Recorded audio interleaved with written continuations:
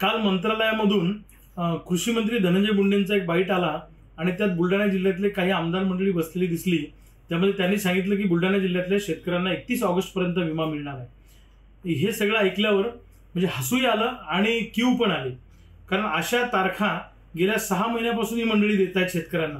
15 दिवसाला तारीख, 15 दिवसाला तारीख, आता मिळणार मग मिळणार, परंतु काहीच होत नाहीये।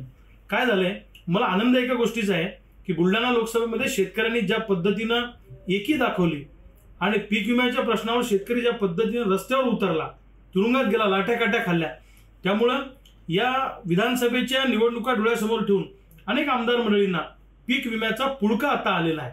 इतके वर्ष जी मंडळी कधी पीक विम्यावर बोलली नाही ती अनेक मंडळी आता पीक विम्यावर बोलायला लागलेली आहे। असं दाखवतात की जसं काय आता पीक विमा आम्ही आमच्या घरातूनच देणार आहे, अशा पद्धतीचं चित्र तयार करण्याचा प्रयत्न त्या ठिकाणी होतोय।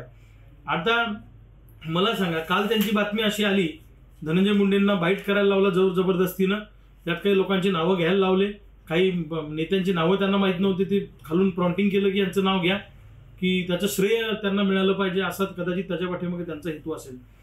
आता आम्ही मेकरला मोर्चा काढला, त्या दिवशी राज्यव्यापी आंदोलनाची घोषणा केली, मलकापूरला मोर्चा काढला, माझे सहकारी विनायक सरनाईक, नितीन राजपूत चिखलीला उपोषण करतात 4 दिवसापासून त्या प्रश्नावर। आता आंदोलन हे पेटणार आहे, तिकडे आमचे बालाजी सोसे, गजानन जायबाई, आमचे नितीन कायंदे तिकडे त्या चिंकटराजा परिसरामध्ये आंदोलनाची भूमिका त्यांनी घेतली। तर आता लोक रस्त्यावर उतरू शकतात, संयम तुटलाय, म्हणून अशा बैठकावर बैठका घेऊन तारीख पे तारीख सुरू आहे।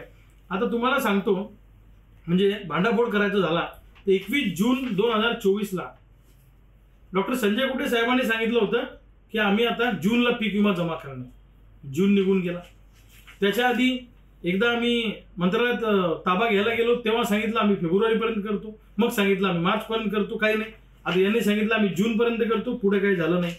मग यांनी नंतर मध्यंतरी सांगितलं, प्रतापराव जाधव साहेबांनी सांगितलं की 24 जुलैला आम्ही पीक विमा जमा करणार, ही त्याची बातमी आहे। काही झालं नाही, फक्त बातम्या देणं सुरू आहे, हा एक विषय झाला।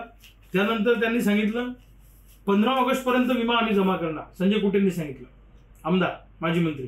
काहीच नाही पुढे, फक्त बातम्या पेपरला, हे गेलं। त्यानंतर त्यांनी काल सांगितलं आजची बातमी अशी आहे 31 ऑगस्ट पर्यंत करणार, पण हे काही होईल का नाही शंका आहे, कारण लबाडाचा अवतन जेवल्याशिवाय काही खरं नाही। दुसरा एक शोध मेकरच्या आमदार रायमुलकरांनी लावला, त्यांनी म्हटलं की 25,000 शेतकऱ्यांच्या खात्यात रायमुलकरांच्या प्रयत्नामुळे पीक विमा जमा झाला। तर रायमुलकरांनी कधी प्रयत्न केले माहित नाही, पण अख्ख्या जिल्ह्यातच 31,000 लोकांना विमा मिळालाय, त्यातलं 25,000 मेकरमध्येच कसं काय मिळाला असेल। म्हणजे काहीतरी बातम्या द्यायच्या आणि लोकांची दिशाभूल करण्याचा उद्योग ही मंडळी करतायत। माझं यांना सांगणं आहे की सत्ता तुमची आहे, तुम्ही सत्तेत आहात, तर तुम्हाला इतक्या बैठका घ्यायचं वेळच नाही आली पाहिजे।